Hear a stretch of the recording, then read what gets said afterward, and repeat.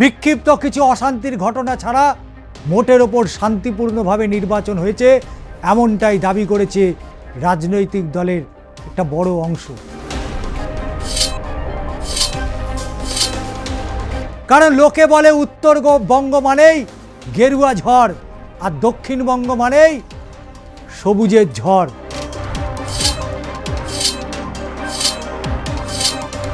শুভেন্দু অধিকারীর কথায় কোনো যে বিশ্বাসযোগ্যতা নেই সেটা এই নিয়ে দ্বিতীয়বার প্রমাণ করলেন স্বরাষ্ট্রমন্ত্রী অমিত শাহ। চতুর্মুখী লড়াই হবে এবারে চন্দননগর বিধানসভা কেন্দ্রে। চন্দননগরের মানুষ এবার কি তাহলে গেরুয়া ঝড় তুলবে?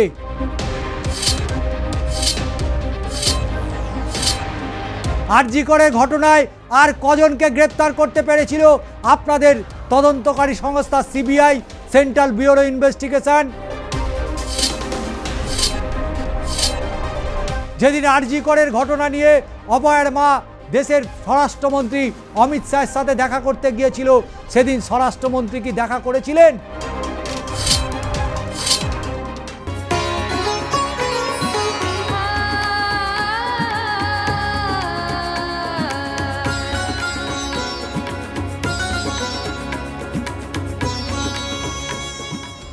নমস্কার, আমি ষষ্ঠী চট্টোপাধ্যায়। শুরু করছি বাংলার মাটি বাংলার ভোট।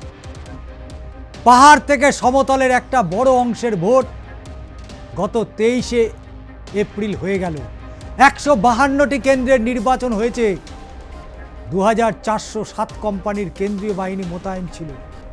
বিক্ষিপ্ত কিছু অশান্তির ঘটনা ছাড়া মোটের ওপর শান্তিপূর্ণভাবে নির্বাচন হয়েছে এমনটাই দাবি করেছে রাজনৈতিক দলের একটা বড় অংশ। তবে দ্বিতীয় দফার যে ভোট রয়েছে 142টি কেন্দ্র, সেই 142টি কেন্দ্রের মধ্যে কারা বেশি প্রভাব ফেলতে পারবে? কারণ লোকে বলে উত্তরবঙ্গ মানেই গেরুয়া ঝড় আর দক্ষিণবঙ্গ মানেই সবুজের ঝড়। তাই দক্ষিণবঙ্গের আগামী 29শে এপ্রিল দ্বিতীয় দফার নির্বাচন, 4 মে তার ফলাফল প্রকাশিত হবে। কিন্তু দক্ষিণবঙ্গের অবশ্যই সেই হুগলি নদীর তীরে আমাদেরকে নজর রাখতেই হবে। কারণ হুগলি নদীর তীরে সবথেকে পুরনো শহর চন্দননগর। সেই চন্দননগরের দিকে আমাদের আজকে নজর থাকবে। কারণ চন্দননগরে তৃণমূল কংগ্রেসের প্রার্থী বিদায়ী রাজ্যের মন্ত্রী ইন্দ্রনীল সেন। গত দুবার নির্বাচনে ইন্দ্রনীল সেন সবুজ ঝড় উড়িয়েছিল চন্দননগরে।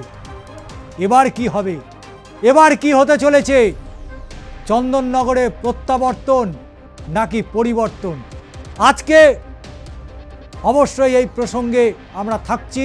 তবে 2016 সালে চন্দননগর বিধানসভা কেন্দ্রে কি হয়েছিল, 2019-এর লোকসভা নির্বাচনে হুগলিতে কি হয়েছিল, নজর আমাদের থাকবে। তাই সবার আগে চলে যাব 2016 বিধানসভা নির্বাচনের দিকে। নজর রাখবো 2016 বিধানসভা নির্বাচনের দিকে। কারণ 2016 বিধানসভা নির্বাচন চন্দননগরে কি হয়েছিল সেটা আমাদের নজর রাখতেই হবে। কারণ কেন্দ্র যখন চন্দননগর, সবথেকে পুরনো শহর, সাজানো গোছানো শহর, সেই চন্দননগর 2016 বিধানসভা নির্বাচন প্রার্থী তৃণমূল কংগ্রেসের ইন্দ্রনীল সেন। 75,727টি ভোট পেয়েছিলেন তিনি। Percentage of vote 44.83% vote. দ্বিতীয় স্থানে ছিল বাম কংগ্রেসের জোট। তারা ভোট পেলে কত? 73,613। সবে মাত্র সরকার থেকে গেছে, কিন্তু দাপট ছিল। দ্বিতীয় স্থানে তারা থেকে 43.58% ভোট পেল তারা। তৃতীয় স্থানে ভারতীয় জনতা পার্টি। ইতিমধ্যেই রাজ্যে প্রথম দফায় 152 আসনের নির্বাচন হয়েছে। রাজ্যের বিরোধী দলনেতা শুভেন্দু অধিকারী দাবি করেছিলেন 125টি আসন সেখান থেকে কাটছাট করে রাজ্যে উপস্থিত স্বরাষ্ট্রমন্ত্রী অমিত শাহ বলেছেন 110টি আসন পাবে। অর্থাৎ শুভেন্দু অধিকারীর কথায় কোনো যে বিশ্বাসযোগ্যতা নেই সেটা এই নিয়ে দ্বিতীয়বার প্রমাণ করলেন স্বরাষ্ট্রমন্ত্রী অমিত শাহ। কারণ এর আগে প্রথম তারা বলেছিল 1/2/3 ভোট পাবে, তারপরে বলল শুভেন্দু অধিকারী 177টি আসন পাবে, পরবর্তীতে অমিত শাহ কাটছাট করে 170টি আসন বলেছিল। কিন্তু প্রথম দফা নির্বাচনে শুভেন্দু অধিকারী 125 আসন ধরেছিল, সেই জায়গায় 110 আসনে টার্গেট নিয়েছে। এ রাজ্যের বিজেপি নেতাদের ওপর কেন্দ্রীয় নেতৃত্বের যে কোনো আস্থা নেই, ভরসা নেই, তা বারবার প্রমাণ হয়েছে। বাংলার মানুষ কি তাহলে বিশ্বাস করবে বঙ্গের বিজেপি নেতাদের ওপরে? অবশ্যই সেই বিজেপি 2016 সালে তারা 13,233টি ভোট পেল, শতাংশের বিচারে 7.83%। নোটায় ভোট পড়ল কত? নোটায় ভোট পড়ল 3,853, অর্থাৎ 2.28%। এসইউসিআই 2016-তে তারা প্রার্থী দিল, তারা ভোট পেল 1,002, অর্থাৎ 0.59%। 2019-এর লোকসভা নির্বাচন হুগলিতে লড়াই হয়েছিল হাড্ডাহাড্ডি, কিন্তু হুগলিতে ফলাফল ঘুরে গেল। হুগলি লোকসভা কেন্দ্র লকেট চট্টোপাধ্যায়, চন্দননগর অবশ্যই বেশ খানিকটা বেগ দিয়েছিল লকেট চট্টোপাধ্যায়কে। লকেট চট্টোপাধ্যায় ভারতীয় জনতা পার্টির হয়ে 6,71,448টি ভোট পেয়ে সংসদে গেলেন এবং তিনি ভোট পেলেন শতাংশের বিচারে 46.3%। দ্বিতীয় স্থানে উঠে এলো তৃণমূল কংগ্রেস, তারা ভোট পেল 5,98,086টি ভোট। শতাংশের বিচারে যদি আমরা দেখি তাহলে 41.00% ভোট পেয়েছিল। কিন্তু বাম কংগ্রেস আলাদাভাবে লড়াই দিল, বামেরা পেল 1,21,588টি ভোট, আর ইন্ডিয়ান ন্যাশনাল কংগ্রেস অর্থাৎ জাতীয় কংগ্রেস তারা পেল 25,374টি ভোট। অর্থাৎ শতাংশের বিচারে বামেরা 8.34% ভোট পেয়েছিল, সেই জায়গায় শতাংশের বিচারে ইন্ডিয়ান ন্যাশনাল কংগ্রেস তারা পেল 1.74% ভোট। এই জায়গায় নোটায় ভোট পড়ল কত না, 2019-এর লোকসভা নির্বাচনে 13,525টি ভোট পড়েছিল নোটায়, অর্থাৎ 0.93%। লড়াই দিয়েছিল শাসক দল তৃণমূল কংগ্রেস, কিন্তু হুগলিতে গেরুয়া ঝড় উঠেছিল 2019-এর লোকসভা নির্বাচনে। চন্দননগর থেকে বেশ কিছু মার্জিনে এগিয়ে গিয়েছিল তৃণমূল কংগ্রেস প্রার্থী, কিন্তু শেষ রক্ষা হয়নি। 2021-এর বিধানসভা নির্বাচন ঘাড়ের ওপর নিঃশ্বাস ছাড়ছিল। নির্বাচনে অবশ্যই তৃণমূল কংগ্রেসেরই জয় হয়েছিল, কিন্তু এই 26-এর বিধানসভা নির্বাচনে যেখানে মণিপুরের মতো রাজ্য যেখানে জ্বলছে, মহিলাদের নিরাপত্তা নেই, মহিলাদের ওপরে নারকীয় অত্যাচার চলছে, সেই রকম একটা পরিস্থিতি ছেড়ে দেশের স্বরাষ্ট্রমন্ত্রী, দেশের প্রধানমন্ত্রী তারা এখন বাংলা দখলের পেছনে ছুটছে। ভাবা যায় ভারতবর্ষের প্রধানমন্ত্রী, ভারতবর্ষের স্বরাষ্ট্রমন্ত্রী, যেখানে স্বরাষ্ট্রমন্ত্রীর প্রয়োজন মণিপুরে নজর রাখার কথা, সেখানে তিনি সেই নজর ছেড়ে বাংলায় গত 15 দিন ধরে বসে রয়েছেন। কি না, বাংলা দখল করতে হবে। বাংলায় সেড নিয়ে আছে যার নাম মমতা বন্দ্যোপাধ্যায়, নামটা ভুলে যাবে না বিজেপির নেতাকর্মীরা। অল ইন্ডিয়া তৃণমূল কংগ্রেস 2021-এর বিধানসভা নির্বাচন কেন্দ্র সেই চন্দননগরে আবার ইন্দ্রনীল সেন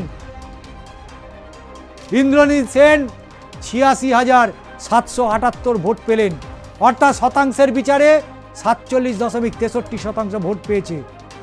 দ্বিতীয় স্থানে ভারতীয় জনতা পার্টি, তারা ভোট পেল কত? তারা 55,749টি ভোট পেল।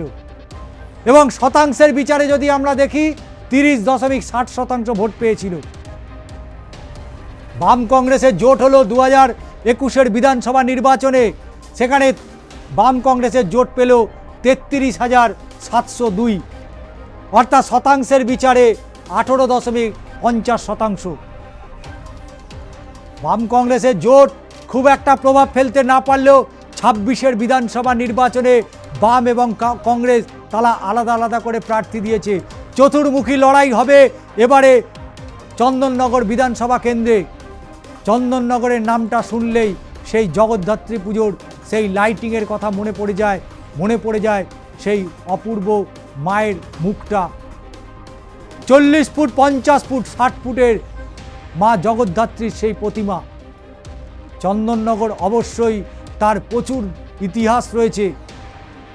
ব্যবসায়িক কেন্দ্র ছিল চন্দননগর, কিন্তু সেই কালের সেই চন্দননগর তার রূপ বদলেছে। চন্দননগরের মানুষ এবারে কি চাইছে? চন্দননগরের মানুষ এবার কি তাহলে গেরুয়া ঝড় তুলবে, নাকি সেই সবুজ ঝড়ে আবার নিজেদেরকে রাঙিয়ে তুলবে? তাই 2026-এর বিধানসভা নির্বাচনের আগে অবশ্যই 21টা দেখতে হয় এবং নোটার দিকে নজর আমরা রেখেছিলাম। 2021-এর বিধানসভা নির্বাচনে 3023টি ভোট পড়েছিল নোটায়, অর্থাৎ 0.17% ভোট। আর ইন্দ্রনীল সেন 31,029টি ভোটে জয়লাভ করেছিল, অল ইন্ডিয়া তৃণমূল কংগ্রেসের প্রার্থী। 2024-এর লোকসভা নির্বাচন, যেখানে লড়াই হয়েছিল দুই অভিনেত্রীর, একদিকে লকেট চট্টোপাধ্যায়, অন্যদিকে রচনা বন্দ্যোপাধ্যায়। রচনা বন্দ্যোপাধ্যায় তাকে নিয়ে অনেক হাসি ঠাট্টা করেছে বিজেপির কর্মী সমর্থকরা, কিন্তু শেষ হাসিটা রচনা লিখে গেল। হুগলিতে রচনা লিখে গিয়েছিল। লকেট চট্টোপাধ্যায় লড়াই তো দিয়েছিল, কিন্তু রচনার সাথে পেরে উঠতে পারেনি। 2024-এর লোকসভা নির্বাচন, কিন্তু আমাদের নজর সেই চন্দননগর। 2024-এর লোকসভা নির্বাচনে চন্দননগরে হাড্ডাহাড্ডি লড়াই, একদিকে রচনা বন্দ্যোপাধ্যায় আর একদিকে লকেট চট্টোপাধ্যায়। রচনা বন্দ্যোপাধ্যায়, যার কথাতে অনেক হাসি ঠাট্টা হয়েছিল, ধোঁয়া দেখে বলেছিল কত কলকারখানা আছে রে, কত তার মিম বেরিয়েছিল, ট্রোল হয়েছিল কত সোশ্যাল মিডিয়াতে, কিন্তু মানুষ রচনাকে আস্থা রেখেছে। সেই রচনা ব্যানার্জি 7,02,744টি ভোট পেয়েছিল 2024-এর লোকসভা নির্বাচনে। শতাংশের বিচারে আমরা দেখছি 46.31% ভোট পেয়েছিল রচনা বন্দ্যোপাধ্যায়। লকেট প্রথমবার হুগলি থেকে জিতে সাংসদ হয়েছিলেন, কিন্তু দ্বিতীয়বার 2024-এ দ্বিতীয় স্থানে উঠে এলো। 6,25,891টি ভোট পেল লকেট, অর্থাৎ 41.24% ভোট পেয়েছিল। লড়াই হয়েছিল দুই অভিনেত্রী, কিন্তু বাংলার মানুষ, চন্দননগরের মানুষ, হুগলির মানুষ তৃণমূলের ওপরে আস্থা রাখলো এবং বাম কংগ্রেসকে একেবারে পেছন দিকে ঠেলে দিল। পুরো অশ্বডিম্ব 1,39,919টি ভোট পেয়েছিল 2024-এর লোকসভা নির্বাচনে বাম এবং কংগ্রেস, অর্থাৎ 9.22%। নোটায়ও ভোট পড়েছিল। নোটায় ভোট পড়েছিল কত? নোটায় ভোট পড়েছিল 13,352, অর্থাৎ 0.88%। এবারে লড়াই হবে 26-এ, একদিকে এসআইআর, তারপরে শাসক দল তৃণমূল কংগ্রেসের বিরুদ্ধে একের পর এক দুর্নীতি। প্রধানমন্ত্রী, স্বরাষ্ট্রমন্ত্রী তারা বলছে বাংলায় নাকি নারীদের সুরক্ষা নেই, নারীরা সুরক্ষিত নয় বাংলায়। কিন্তু আমার যা মনে হয়, আমার এই বয়সে আমিও দেখেছিলাম বাম আমলে, আমিও দেখেছি শাসক দল তৃণমূল কংগ্রেসের আমল। বাংলার নারীদের নিরাপত্তা নেই। নিরাপত্তা সেদিনও ছিল, আজও আছে। যে ঘটনা ঘটেছে তা তীব্র নিন্দা আমরা জানাই, তীব্র নিন্দা করি যে ঘটনা ঘটিয়েছিল। কিন্তু তার জন্য একটা সরকার বা একটা রাষ্ট্রের দিকে আঙুল তোলা, আমরা যদি বলি হাথরসের কথা, আমরা যদি বলি উন্নয়নের কথা, আমরা যদি বলি উত্তরপ্রদেশ, আমরা যদি বলি বিহারের কথা, সেখানে তো বিজেপি শাসিত সরকার, সেখানে ডবল ইঞ্জিন সরকার। সেই ডবল ইঞ্জিন সরকারে মহিলা কতটা নিরাপদ, মহিলারা কতটা নিরাপদ? এদিকে পানিহাটির বুকে দেশের প্রধানমন্ত্রী নরেন্দ্র মোদী বলছেন যে আরজি করের ফাইল খুলবে। আমরা প্রশ্ন করছি এই দাদা দিদির রাজনীতির প্ল্যাটফর্ম থেকে, আপনারা কতটা নিরপেক্ষ তদন্ত করেছেন আরজি করের ঘটনায়? আরজি করের ঘটনায় আর কজনকে গ্রেপ্তার করতে পেরেছিল আপনাদের তদন্তকারী সংস্থা সিবিআই, সেন্ট্রাল ব্যুরো ইনভেস্টিগেশন? আপনারা নতুন করে সঞ্জয় রায় ছাড়া কাকে কাকে গ্রেপ্তার করেছেন? সিবিআই র্যাডারে কারা ছিল? ব্যর্থ বিজেপি, ব্যর্থ সিবিআই। আর ওই পানিহাটির বুকে দাঁড়িয়ে অভয়ার মায়ের মাথায় হাত দিয়ে বলছে আমরা আরজি করের ফাইল খুলব। সে ফাইলে কিছু পাওয়া যাবে না, সিবিআই যখন পায়নি আর নতুন করে আপনি কি পাবেন? শুধু বুলি আওড়াচ্ছে, বুলি আওড়ানো ছাড়া আর কিছু নয়। আপনি উত্তরপ্রদেশ নিয়ে কি বললেন, আপনি বিহার নিয়ে কি বলেছেন, আজকে মণিপুর নিয়ে আপনি কি বলছেন? সেখানে মহিলাদের ওপর নারকীয় অত্যাচার চলছে, আর আপনি এসে বাংলা দখলের জন্য ওই অভয়ার মাকে সান্ত্বনা দিচ্ছেন ফাইল খুলবে। যেদিন আরজি করের ঘটনা নিয়ে অভয়ার মা দেশের স্বরাষ্ট্রমন্ত্রী অমিত শাহের সাথে দেখা করতে গিয়েছিল, সেদিন স্বরাষ্ট্রমন্ত্রী কি দেখা করেছিলেন? এই প্রশ্ন কি অভয়ার মা করতে পারে না? সেদিন কেন দেখা করলেন না? সেদিন কেন সিবিআইকে বললেন না কড়া হাতে আরজি করে তদন্ত হবে? তাহলে হয়তো অনেকেই বেরোতে পারত। কলকাতা পুলিশ যাকে গ্রেপ্তার করেছে সিবিআই তাকেই তার চার্জশিটে নাম দিয়ে, বরং সিবিআইয়ের ব্যর্থতার কারণে টালা থানার প্রাক্তন অফিসার ইনচার্জ জামিন পেয়ে গিয়েছিল। টালা থানার অফিসার ইনচার্জ জামিন পেয়ে গিয়েছিল শুধুমাত্র সিবিআইয়ের ব্যর্থতার কারণে। আর ওখানে দেশের প্রধানমন্ত্রী নরেন্দ্র মোদী বলছে সিবিআই সিবিআই আর আরজি করের ফাইল খুলবে। কোথা থেকে খুলবেন ফাইল? ঢপ দেওয়ার আর জায়গা পান না। মিথ্যের একটা লিমিট রয়েছে, আর কত মিথ্যে কথা বলবেন? আজকে পানিহাটির মানুষের কাছে আমি জানতে চাই, পানিহাটির মানুষের কাছে আমাদের জানার রয়েছে যে আজকে প্রধানমন্ত্রী যে কথা বললেন সে কথার প্রশ্ন আপনারা কেন উত্তর দিলেন না? আপনাদের ঘরের মেয়ে, আপনার পাড়ার, আপনার মহল্লার মেয়ে শুধু নয়, ভারতবর্ষের একজন সে কন্যা, বাংলার সে একটা কন্যা, একটা মায়ের সন্তান। আজকে প্রধানমন্ত্রী এত কথা বলছে, তাহলে এই প্রশ্ন তাকে আপনাদের করা উচিত ছিল যে যেদিন অমিত শাহের সাথে দেখা করতে গিয়েছিলেন অভয়ার পরিবার, কেন দেখা করলেন না স্বরাষ্ট্রমন্ত্রী? আর আজকে এসে দরদ দেখাচ্ছেন, দরদ উতলে পড়েছে। আজকে বলছেন আরজি করের ফাইল খুলবে। ফাইলে কি আছে? সিবিআইয়ের ব্যর্থতার জন্য অভিযুক্তরা ছাড়া পেয়ে গেছে, সিবিআইয়ের ব্যর্থতার জন্য অনেক রহস্য উদ্ঘাটন হয়নি। আর আজকে বড় বড় ডায়লগ দিচ্ছে। এসআইআর করে মানুষকে নরক যন্ত্রণার থেকেও বেশি দিচ্ছেন আপনারা। নির্বাচন কমিশনকে একের পর এক নির্দেশ দিয়েছেন, আর সেই নির্দেশ মেনে নির্বাচন কমিশন বাংলার ওপরে একের পর এক নির্দেশ চাপিয়েছে। আজকে রাজ্যের শীর্ষ আদালত বলতে বাধ্য হয়েছে জরুরি অবস্থা জারি করা উচিত ছিল নির্বাচন কমিশনের। আজকে যারা বিভিন্ন জায়গায় চাকরি করছেন, যারা র্যাপিডো চালাচ্ছেন, যারা বিভিন্ন কোম্পানিতে চাকরি করছেন, সারাদিনে যারা কমিশনে কাজ করে, যারা বাইকে করে তাদের মাল পৌঁছে দেয়, যারা বাড়ি বাড়ি যারা ডেলিভারি করে, তাদের মুখে ভাত তুলে দেওয়ার আপনার ক্ষমতা নেই। অথচ নির্বাচন কমিশন বলছে বাইকে দুজন চাপতে পারবে না, বাইকে এটা ওটা ঘোরা যাবে না, কেন কেন ঘোরা যাবে না? 24-এর নির্বাচনে কেন এরকম নিয়ম করেননি?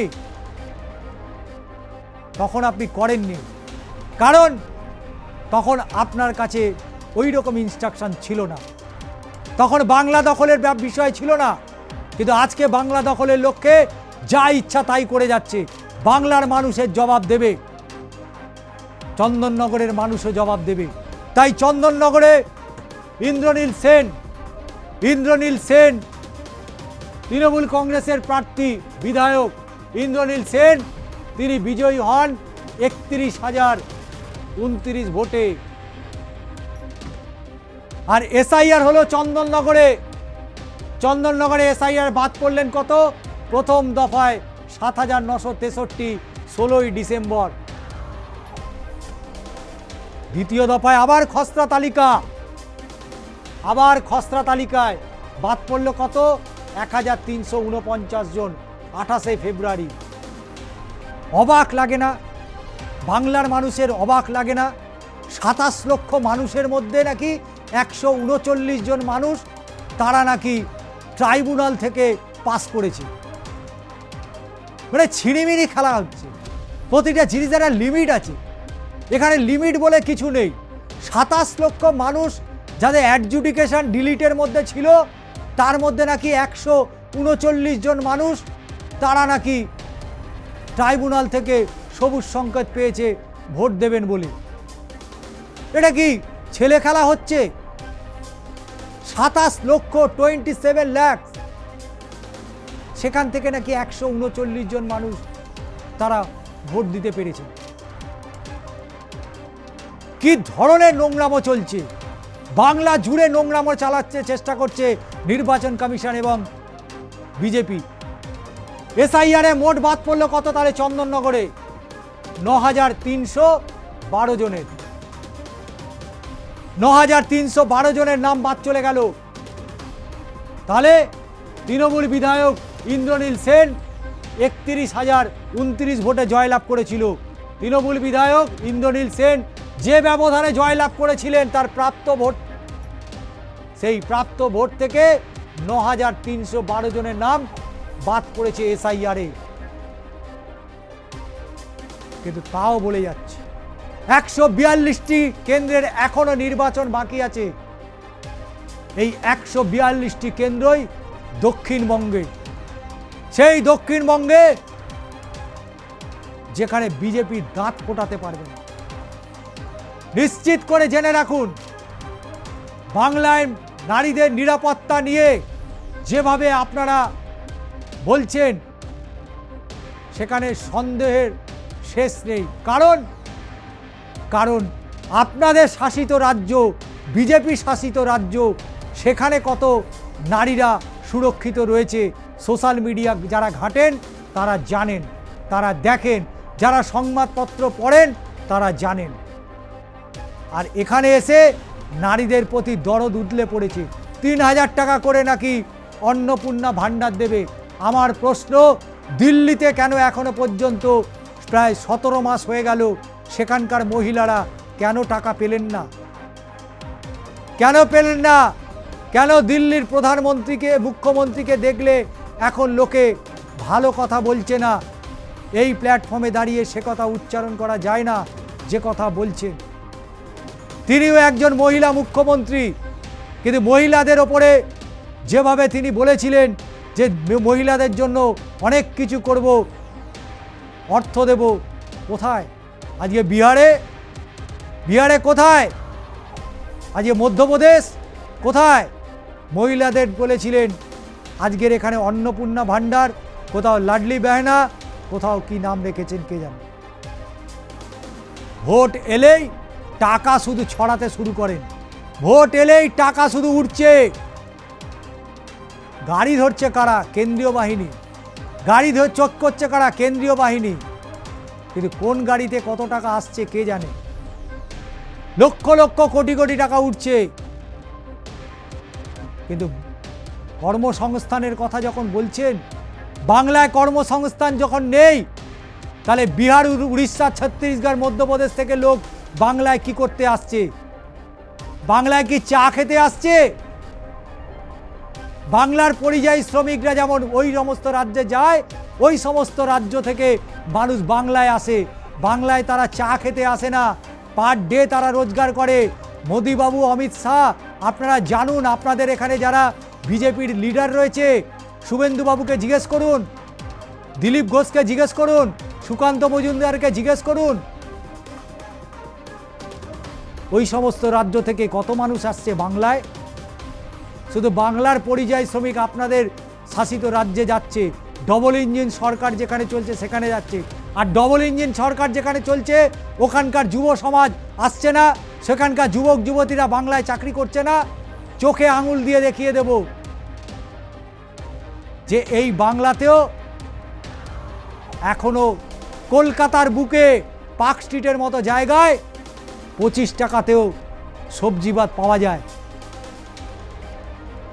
সবজি ভাত পাওয়া যায়, একবেলা গুজরান করা যায়। উত্তরপ্রদেশ, মধ্যপ্রদেশ, রাজস্থান, ছত্তিশগড়, হরিয়ানা কোথাও গেলে 25 টাকায় একবেলা ভাত ডাল সবজি খেতে পারবেন? খেতে পারবেন? বাংলায় পারবেন, বাংলায় পারবেন। কলকাতার সব থেকে, সারা ওয়েস্ট বেঙ্গলের মধ্যে কলকাতার পার্ক স্ট্রিট, ধর্মতলা চত্বর সব থেকে একেবারে কস্টলি এরিয়া, কিন্তু সেখানেও 5 টাকার চা পাওয়া যায়, সেখানেও 5 টাকার চা পাওয়া যায়, সেখানেও 25 টাকায় সবজি ভাত পাওয়া যায়। ভারতবর্ষের আর কোনো রাজ্যের মেট্রো শহরে অন্তত এই পয়সায় খাওয়া দাওয়া তো চলে না। মুড়ি মুড়ি মুড়ি ঝালমুড়ি যেটা আপনি এখানে 10 টাকায় খেয়েছেন, সেই ঝালমুড়ি উত্তরপ্রদেশে খেতে জানতো দেখি 10 টাকায়। বিহারে যান, রাজস্থানে যান, বাংলায় 10 টাকায় ঝালমুড়ি পাওয়া যায়, বাংলায় 10 টাকায় 4টে ফুচকা পাওয়া যায়। অন্য রাজ্যে পাওয়া যায় না। অন্য রাজ্যে 10 টাকার কোনো মূল্য নেই, কিন্তু পশ্চিমবঙ্গে 25 টাকা তার মূল্য আছে, 10 টাকারও মূল্য রয়েছে। এখানে পকেট থেকে 10 টাকা বার করে ঝালমুড়ি খেয়েছেন, বাংলা বলে পেরেছেন। অন্য রাজ্যে গিয়ে 10 টাকা পকেট থেকে বার করে বলুন তো 10 টাকা ঝালমুড়ি দিতে, ঠোঙাটাও দেবে না, খালি ঠোঙাটাও দেবে না। অভিজ্ঞতা আছে, বিভিন্ন রাজ্যে ঘুরে এসেছি। তাই চন্দননগরের মানুষ এবার ইন্দ্রনীল সেনকেই কি বেছে নেবেন নাকি গেরুয়া শিবিরকে? 4 মে পরিষ্কার হয়ে যাবে চন্দননগরের মানুষ কি চাইছেন।